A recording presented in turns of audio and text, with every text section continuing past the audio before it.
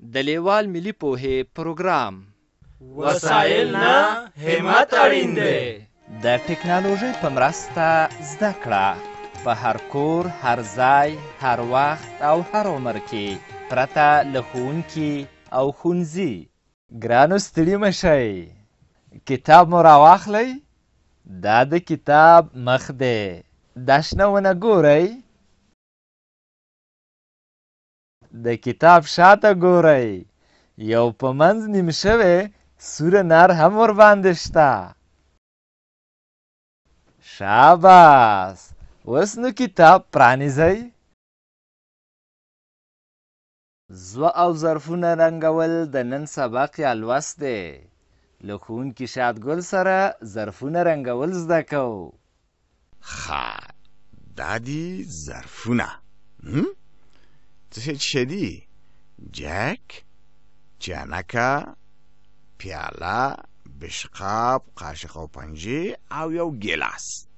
هغه ټکي ګورئ. د همدغه ځینه به رنګول شروع کړو.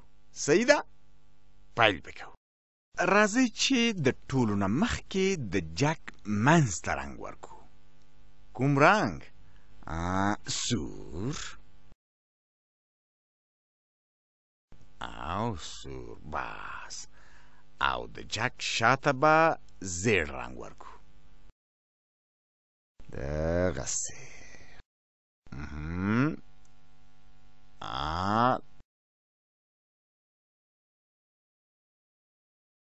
دغسې. بس. دا ډېر رنګین جک دی. ښه، ډېر ډولي دی.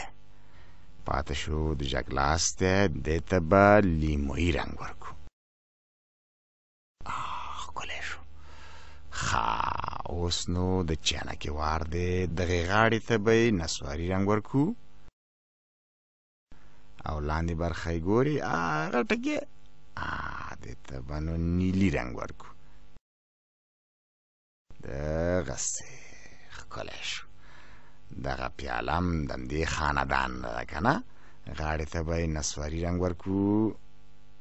څه شو رنګ؟ دغسې. لاندې برخه یې دغسې نیلي. ګورئ، د چانکې غوندې شوه که نه. ښه، اوس د څه شي وار دی؟ د ګیلاس د منځ وار. دغسې.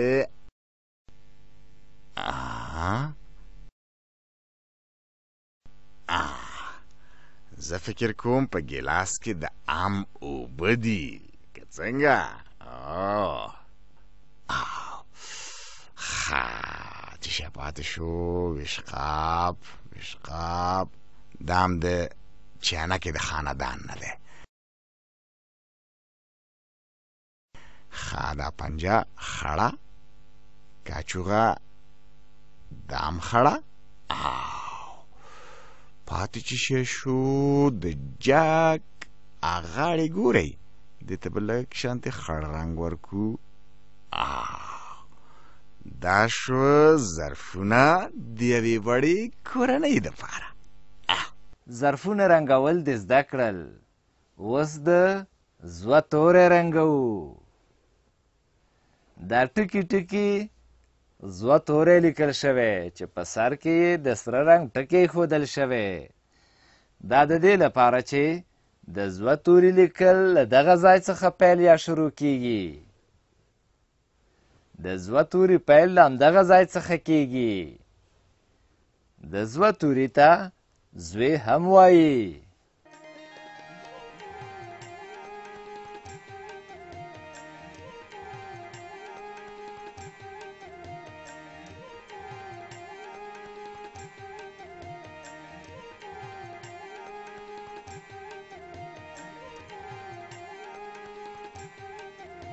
له دې ویډیو سره رنګین کتاب په زده کړه کې ډېره مرسته کوي.